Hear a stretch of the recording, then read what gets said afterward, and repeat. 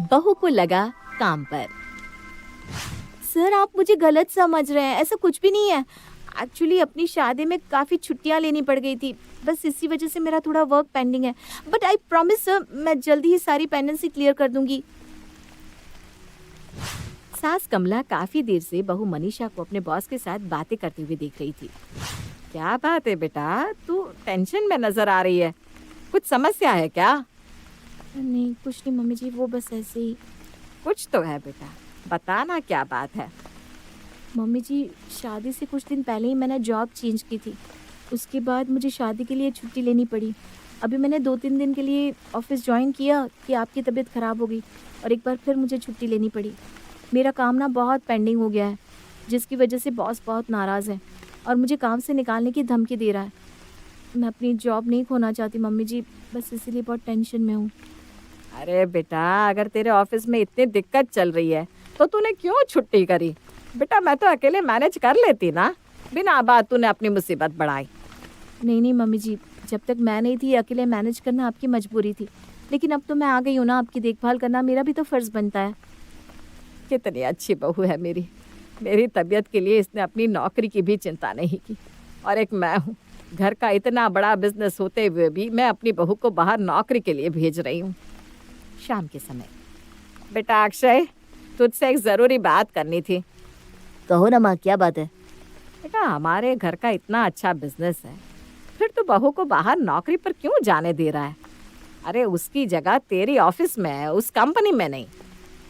माँ देखिए, आगे से मुझसे इस बारे में कोई बात मत करना। अभी उसकी शादी को दिन ही कितने हुए हैं। ठीक है ना, नौकरी करना कोई गलत तो नहीं है, अच्छी खासी नौकरी है उसकी। आपको या हमें बीच में पड़ने की क्या ज़रूरत है? थोड़ा समय बीतने दो, फिर सोचेंगे। अरे बेटा मैं तो उसके भले के लिए कह रही हूँ, क्यों किसी और के यहाँ काम करे हमारी बहू? माँ आप अभी दुनियादारी नहीं जानती हो, समय आने पर सब समझ जाओगी। तब तक बस मेरी बात मानो और चुप लगाए रहो बस। कमला को बेटी की बात समझ में नहीं आ रही थी कि आखिर क्यों वो अपनी ही पत्नी को अपने व्यापार से दूर रखना चाहता है। कुछ दिन बाद, अरे बहन जी, बेटे की शादी क्या हुई, आपने तो दर्शन देने ही बंद कर दिए। भाई अब तो बहू आ गई है घर संभालने को, अब आप फ्री हो, बाहर निकला कीजिए, दोस्तों के लिए समय निकालिए अब। अरे क्या बताए, बहू तो आ गई है लेकिन वो कौन सा घर में रहती है। आजकल सब पढ़े लिखे बच्चे हैं, सबको अपने करियर पर ध्यान देना है। हम बूढ़ा बूढ़ी के साथ घर पर बैठने वाला ना कल कोई था ना आज कोई है। अरे तो क्या अपना बिजनेस ज्वाइन करा दिया बहू को? नहीं नहीं बहन जी, वो ना शादी से पहले से ही नौकरी करती रही है, बस छुट्टी ख़त्म हो गई तो वापस अपने ऑफिस जाने लगी। किसी कंपनी में बहुत अच्छी पोस्ट पर काम करती है। लो कर लो बात, आपकी कंपनी में लोग नौकरी मांगने आते हैं और आप खुद अपनी बहू से बाहर नौकरी करवा रही हो। अरे बहन जी, अगर बहू पढ़ी लिखी काबिल है तो आप अपने साथ शामिल कर लो ना उसे। अपनी बहू को बाहर काम पर भेजने का तुक मुझे तो समझ में नहीं आ रहा। आपकी फैक्ट्री में जॉब की कमी है क्या? अरे बहू तो मालकिन हुई ना फैक्ट्री की, उसे किसी और जगह जाकर किसी का हुक्म बजाने की ज़रूरत क्या है? अब सहेली की बातों का कमला के पास तो कोई जवाब नहीं था, लेकिन उसने इतना ज़रूर सोच लिया था कि अब वो अक्षय की एक भी नहीं सुनेगी और बहू को भी फैमिली बिजनेस का हिस्सा बनाकर रहेगी। शाम के समय, देखिए ना जी, आप ही अपने लाडले को कुछ समझाइए, ये तो मेरी सुनता ही नहीं है। हाँ भाई, मानते हैं कि तुम्हारी तरह MBA BBA तक नहीं पढ़े हम, लेकिन इतना तो ज़रूर समझते हैं कि घर में इतनी बड़ी फैक्ट्री के होते हुए बहू का नौकरी करना कोई अच्छी बात नहीं। अरे हर कोई सवाल पूछता है मुझसे, आप ही बताइए क्या जवाब दूं? कल वो मिसेस गुप्ता कहने लगी हम नैरो माइंडेड लोग हैं जो बहुओं को घर के फाइनेंस का हिस्सा बनाना नहीं चाहते, बस इसीलिए बहू को दूर रखे हुए हैं। बात तो तुम्हारी सही है भाग्यवान, बहू होनहार है, उसे बेटे के साथ फैक्ट्री भेज देते हैं, लोगों का मुंह भी बंद हो जाएगा और हमारी बहू को किसी और की जी हजूरी भी नहीं करनी पड़ेगी। पापा मुझे आपकी बहू से कोई दुश्मनी नहीं है, मैं बस इतना चाहता हूँ कि अभी थोड़ा समय मैं उसे और हमारे रिश्ते को समझने में दूँ, उसके बाद तो सब कुछ उसका है ही। आप लोग समझ नहीं रहे हैं, एक तो हमारी अरेंज मैरिज हुई है, हम एक दूसरे को अभी जानते ही कितना है। और पापा ये पैसा अच्छे अच्छे लोगों का ईमान हिला देता है, सच बताऊं तो इसीलिए मैंने शादी के समय भी मनीषा के पापा को नहीं बताया था कि हमारा इतना बड़ा बिजनेस है। मैं नहीं चाहता था कि कोई हमसे रिश्ता बस हमारे पैसों के लिए जोड़े। बस बेटा, हो गया रिश्ता। अब मनीषा कोई अजनबी नहीं, हमारे घर की बहू है। तेरी माँ की बात एकदम सही है। हमें समाज में उठना बैठना होता है। 4 लोग सवाल करने लगे। अब बस बहुत बोल लिया तूने, अब वही होगा जो मैं कह रहा हूँ। कल से बहू तेरे साथ ऑफिस जाएगी और अपनी फैक्ट्री का काम समझेगी। उसे अपने साथ ले जाओ और काम की बारीकियां सिखाओ बस। अरे पापा मेरी बात मानिए, ये फैसला गलत है। अक्षय अपनी बात समझाने की बहुत कोशिश करता है, लेकिन श्याम और उसकी पत्नी कमला उसकी कोई बात सुनना ही नहीं चाहते थे। बहू, कल से तुझे अपने बॉस की बातें सुनने की कोई जरूरत नहीं है। इस्तीफा लिखकर उसके मुंह पर मार कर आना अच्छे से।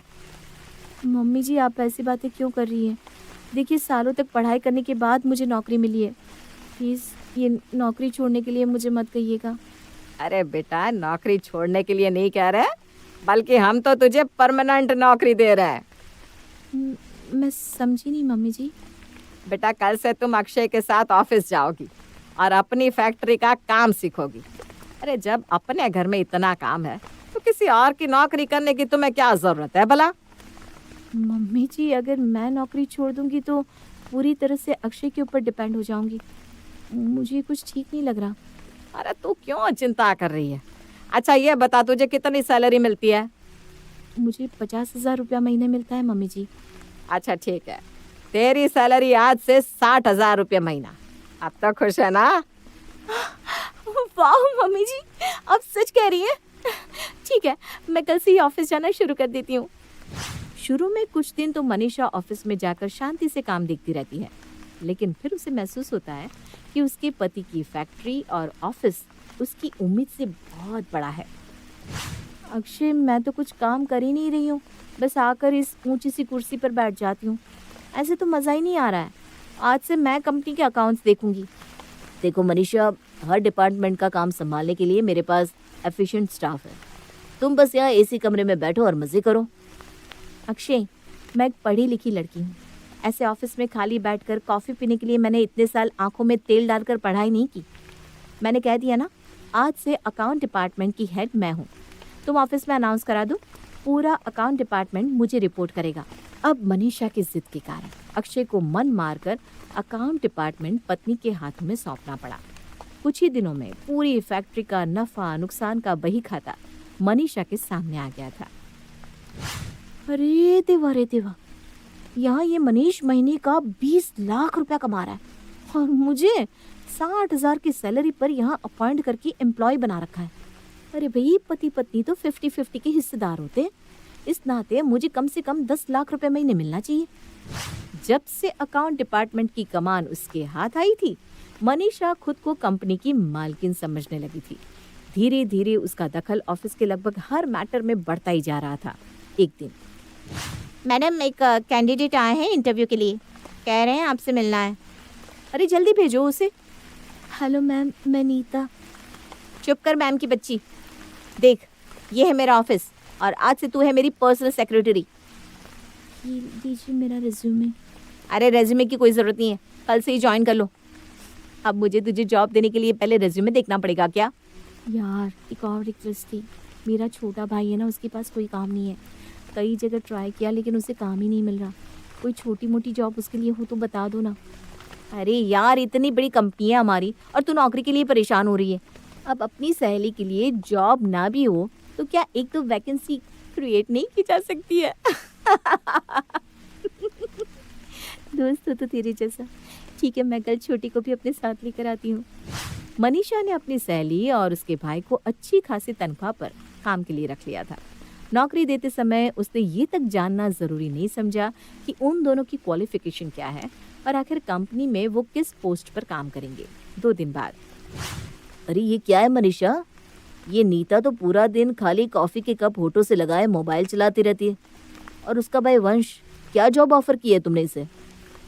जॉब पर आ गया है। अब आप देख लो ना, आपको जो काम ठीक लगे दे दो उसे।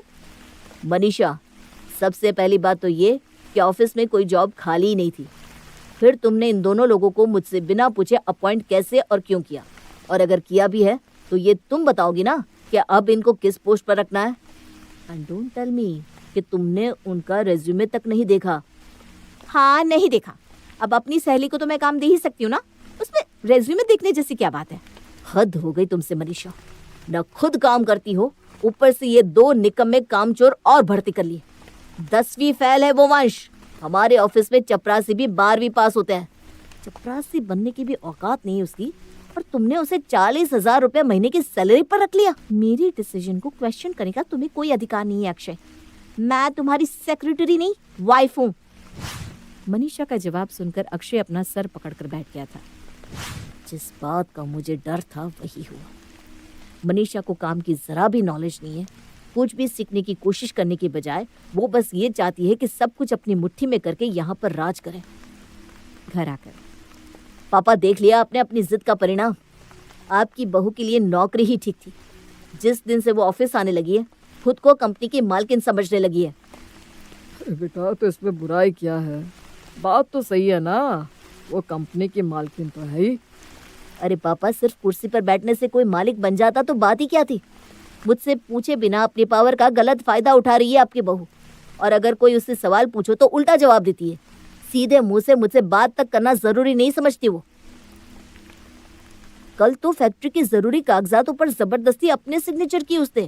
कहती है कंपनी की आधी मालकिन तो वो भी है, आज से सारे जरूरी कागज वही साइन करेगी। आप ही बताइए पापा, ऐसे दखल अंदाजी करना क्या सही है? इतना ही नहीं, उसने अपनी सहेली और उसके भाई को भी जॉब पर रख लिया है, जो पूरा दिन कोई काम नहीं करते। अरे बेटा, उसने अभी नया नया काम करना शुरू किया है, तुम मदद करो ना उसकी। समझाओ उसे कैसे बिना सोचे समझे निर्णय लेने से लेने के देने पड़ सकते हैं। अरे तू चिंता मत कर बेटा, मनीषा बड़ी समझदार बच्ची है। मैं उसे समझाऊंगी तो वो ज़रूर समझ जाएगी। बेटा मनीषा, देखो ये हम नहीं कह रहे कि बिजनेस पर तुम्हारा कोई अधिकार नहीं है, लेकिन बेटा बड़ा पद बड़ी जिम्मेदारी लेकर आता है। इसके लिए पहले हमें खुद को तैयार करना होता है। अगर तू ऐसे ही बिना सोचे समझे सब करेगी तो पद की गरिमा और अपने पति पत्नी के आपसी संबंध दोनों में खटास घोल लोगी। इसलिए थोड़ा समय अक्षय के साथ जाकर तू बस उसे काम करता दे, सब सीखने की कोशिश कर। जब तुझे अच्छी तरह आ जाएगा, अक्षय खुद तुझे आगे बढ़कर निर्णय लेने को कहेगा। ओह, तो आपके बेटे ने आकर आप लोगों से मेरी चुगलियां कर ही दी। आप ना ये अच्छे होने का ढोंग मेरे साथ तो छोड़ ही दो माँ जी। मैं समझ चुकी हूँ आपकी इस मीठी बोली के पीछे क्या छिपा हुआ है। आपका बेटा महीने के लाखों रुपए कमा रहा है और आपने मुझे 60,000 की तनख्वाह पर काम करने के लिए फैक्ट्री भेजा। ये तो जरा जर गलत है ना माँ जी। इसका तो सीधा सा मतलब ये हुआ कि मैं बस अपनी तनख्वाह से मतलब रखूं, बाकी सब देखने के लिए आपका बेटा है ही। अरे बेटा, तू मुझे गलत समझ रही है। मैं सब समझ चुकी हूँ माँ जी। आप लोग जितना समझ रहे हैं ना, उतनी मूर्ख नहीं हूँ मैं। अब मुझे कोई सैलरी नहीं चाहिए, मुझे किसी को भी जवाब देने की क्या जरूरत है। मैं इस घर की बहू हूँ, ना कि कोई नौकर। अरे बेटा, क्यों छोटी सी बात का बतंगड़ बना रही हो? ये कोई अच्छी बात नहीं है। नई नई शादी हुई है तुम दोनों की, हंसी खुशी समय बिताओ। ये क्या ऑफिस ऑफिस चल रहा है रोज घर में? अगर आप यही चाहती है ना माँ जी कि मैं खुशी खुशी अक्षय के साथ रहूं और हमारे बीच कोई मनमुटाव ना हो, तो आप अक्षय से कहकर मेरा और अक्षय का एक जॉइंट अकाउंट खुलवा दीजिए, ताकि मुझे कुछ भी खरीदने या खर्च करने से पहले किसी की परमिशन ना लेनी पड़े। अच्छा ठीक है बहू, अगर तेरी यही इच्छा है तो यही सही। मैं अक्षय को बोलकर तेरा जॉइंट अकाउंट खुलवा देती हूँ, फिर तुम दोनों मिलकर आराम से सब कुछ मैनेज करो। कमला मनीषा के स्वभाव को समझ ही नहीं पा रही थी और इस तरह एक बार फिर वो मनीषा की बातों में आ गई। कुछ दिन बाद, मनीषा ये सब क्या है? इतने बड़े बड़े ट्रांजैक्शंस, अरे इतना खर्चा कहाँ हो रहा है, जरा बताओ तो। अक्षय, क्या मैंने कभी तुमसे पूछा कि अकाउंट में से रोज लाखों रुपए तुम कहाँ किस पर खर्च करते हो? फिर मुझसे इस सवाल के पूछने की वजह जान सकती हूँ मैं? अरे मैं कोई उड़ा नहीं रहा हूँ पैसा। जो भी ट्रांजैक्शंस होती है वो मैं फैक्ट्री के अकाउंट के लिए करता हूँ। मैं अपने हाथों से बरसों से इस बिजनेस को चला रहा हूँ। तुमसे बेहतर पापा ये बात जानते कि मैं कभी फिजूल खर्ची नहीं करता। लेकिन तुमने ये लाखों रुपए कहाँ खर्च कर दिए? तुम्हें जवाब देना ही होगा। बस बहुत हो गई तुम्हारी मनमानी। ऑफिस में भी तुम बिना सोचे समझे कहीं कुछ भी डिसीजन ले लेती हो, ऐसे कैसे चलेगा? तुम्हें सुनने का ज्यादा ही शौक है ना, तो सुनो। वो सारा पैसा मैंने अपनी ज्वेलरी और अपने मम्मी पापा पर खर्च किया है। मैंने उन्हें सिंगापुर के टूर पर भेजा है, उसी की ट्रांजैक्शंस है वो। मेरे बीमार माता पिता को तुम कभी अस्पताल तक नहीं ले गई और अपने मम्मी पापा को तुमने सिंगापुर की सैर पर भेज दिया। मैं पूछता हूँ किससे पूछकर तुमने मेरा पैसा ऐसे फिजूल खर्ची में उड़ाया? Just shut up. मेरा पैसा क्या होता है अक्षय? मुझसे शादी की है तुमने। तुम्हारी सारी प्रॉपर्टी, बैंक बैलेंस, बिजनेस की मैं भी 50% की पार्टनर हूँ। ये कैसी शादी है मनीषा, जिसमें तुम बस दोनों हाथों से अपनी जेबें भर रही हो? तुम ही बताओ, इतने महीनों में तुमने फैक्ट्री के लिए ऐसा क्या किया कि तुम्हें उसकी आधी मालकिन बना दिया जाए? अच्छा, तो तुम ये बताओ, इतने महीनों की शादी में तुमने मेरे लिए ऐसा क्या किया जो मैं तुम्हारे साथ इस शादी में बंधी रहूं? मैं जीवन भर तुम्हारे जैसे इंसान के साथ नहीं रह सकती। मुझे तलाक चाहिए। बहुत हो गया, मेरी फैक्ट्री, मेरा बिजनेस करते रहते हो ना तुम। अब देखो, ना तुम्हें पत्नी मिलेगी और ना ये बिजनेस। मेरी फैक्ट्री चाहिए तुम्हें? अरे जाओ जाओ, जो बिजनेस मेरी सालों की मेहनत का परिणाम है, एक फूटी कौड़ी नहीं मिलेगी तुम्हें। आपसी तू मैं से शुरू हुआ अक्षय और मनीषा का विवाद धीरे धीरे इतना ज्यादा बढ़ गया कि बात सचमुच तलाक तक पहुंच गई थी। इसके बाद मनीषा ने कोर्ट में तलाक की अर्जी दे दी और 50% शेयर की डिमांड कर दी। कई सालों तक चले लंबे कोर्ट केस के बाद आखिर में अक्षय को तलाक के बदले फैक्ट्री का 40% शेयर उसे देना ही पड़ा। हमें माफ कर दे बेटा, हम शायद मनीषा को समझ ही नहीं पाए। हमारी जल्दबाजी के कारण ना सिर्फ तेरी शादी टूटी, बल्कि तेरे खून पसीने की मेहनत से खड़ी की हुई फैक्ट्री का भी 40% हिस्सा उस लालची लड़की को देना पड़ा। माँ, आजकल तो ये बहुत आम हो गया है। अब शादी 7 जन्मों का बंधन नहीं रहा, हर 5वीं शादी टूटने की कगार पर है। इसलिए शादी के बाद पति पत्नी को एक दूसरे को सब कुछ सौंप देने की जल्दबाजी नहीं करनी चाहिए, बल्कि पहले एक दूसरे को समझने के लिए थोड़ा समय